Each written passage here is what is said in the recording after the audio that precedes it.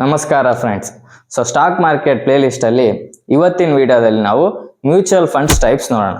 Mutual funds ಅಂದ್ರೇನು, ಅದ್ರ uses ಏನು, ಅಡ್ವಾಂಟೇಜಸ್ ಏನು ಅಂತ ನಾನು ಲಾಸ್ಟ್ ವಿಡಿಯೋದಲ್ಲೇ ಹೇಳಿದ್ದೆ. ನೀವು ಆ ವಿಡಿಯೋ ಬೇಕಾದ್ರೆ ನೋಡ್ಬೋದು. ಮ್ಯೂಚುವಲ್ ಫಂಡ್ಸ್ ಟೈಪ್ಸ್ ನೋಡೋದಾದ್ರೆ ಬೇಸಿಕಲಿ 3 ಟೈಪ್ಸ್ ಬರ್ತವೆ. ಈ 3 ಟೈಪ್ಸ್ ಅಲ್ಲಿ ಫಸ್ಟ್ ನೋಡೋದಾದ್ರೆ ಆಕ್ಟಿವ್ ಮ್ಯೂಚುವಲ್ ಫಂಡ್ಸ್ ಅಂತ. ಈ ಆಕ್ಟಿವ್ ಮ್ಯೂಚುವಲ್ ಫಂಡ್ಸ್ ಅಲ್ಲಿ ಫಂಡ್ ಮ್ಯಾನೇಜರ್ ಏನಿರ್ತಾರೆ, ಇವರು ಒಬ್ಬ ಪ್ರೊಫೆಷನಲ್ ಎಕ್ಸ್ಪರ್ಟ್. ಇವ್ರು ಏನ್ ಮಾಡ್ತಾರೆ, ನೀವು ಹಾಕಿರೋ ಅಮೌಂಟ್ ನ, ನಿಮ್ ದುಡ್ಡನ್ನ ಏನು ಸ್ಟಾಕ್ಸ್ ನ ಬೈ ಮಾಡ್ತಾರೆ, ಸ್ಟಾಕ್ಸ್ ನ ಪಿಕ್ ಮಾಡ್ತಾರೆ, ಚೆನ್ನಾಗಿರೋ ಸ್ಟಾಕ್ಸ್ ನ. ಅದಕ್ಕೆ ಅಂತ ಇಲ್ಲಿ ಏನ್ ಮಾಡ್ತಾರೆ, ಇವರು ಒಂದು ಮಾರ್ಕೆಟ್ ಏನಿದೆ ಸ್ಟಾಕ್ ಮಾರ್ಕೆಟ್ ನ, ಅದನ್ನ ಔಟ್ ಪರ್ಫಾರ್ಮ್ ಮಾಡಕ್ ಟ್ರೈ ಮಾಡ್ತಾರೆ.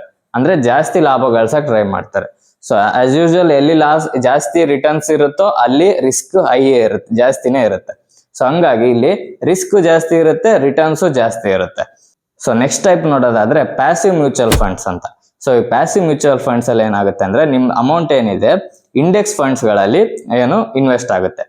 ಇಂಡೆಕ್ಸ್ ಫಂಡ್ಸ್ ಅಂದ್ರೆ ಏನು, ಇಂಡೆಕ್ಸ್ ಅಂದ್ರೆ ಏನು, first Nifty 50, Sensex, top 50 companies, next top 30 companies of India ಏನಿದೆ, ಇದೆಲ್ಲ ಸೇರಿ ಒಂದು ಇಂಡೆಕ್ಸ್ ಅಂತ ಆಗುತ್ತೆ.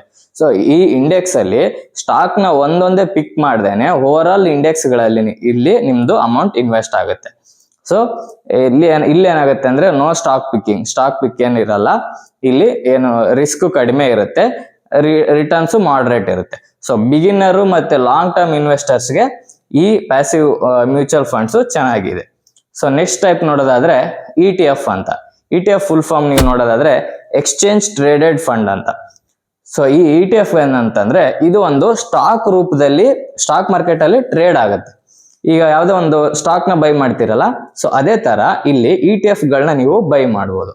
ಈ ETF ಗಳು ಅಂತಂದ್ರೆ ಏನಂದ್ರೆ, ಇದು ಏನು ಸಿಮಿಲರ್ ಟು ಇದು ಪ್ಯಾಸಿವ್ ಮ್ಯೂಚುವಲ್ ಫಂಡ್ಸ್ ಏನಿದೆ, ಇಂಡೆಕ್ಸ್ ಫಂಡ್ಸ್ ಏನಿದೆ, ಇದು ಸೇಮ್ ಇಂಡೆಕ್ಸ್ ಫಂಡ್ಸ್ ತರಾನೇ, ಬಟ್ ಇಲ್ಲಿ ಟ್ರೇಡ್ ರೂಪದಲ್ಲಿ, ಒಂದು ಸ್ಟಾಕ್ ರೂಪದಲ್ಲಿ ನೀವು ಇದನ್ನ ಟ್ರೇಡ್ ಮಾಡಬಹುದು.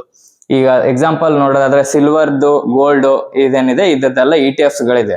ಸಿಲ್ವರ್ ETFs ಆಗಿರ್ಬೋದು, ಗೋಲ್ಡ್ ETFs ಆಗಿರ್ಬೋದು, ಈ ತರ ನೀವು ನೋಡ್ಕೋಬಹುದು. ಇವೆಲ್ಲ ಮ್ಯೂಚುವಲ್ ಫಂಡ್ಸ್ ಟೈಪ್ಸ್.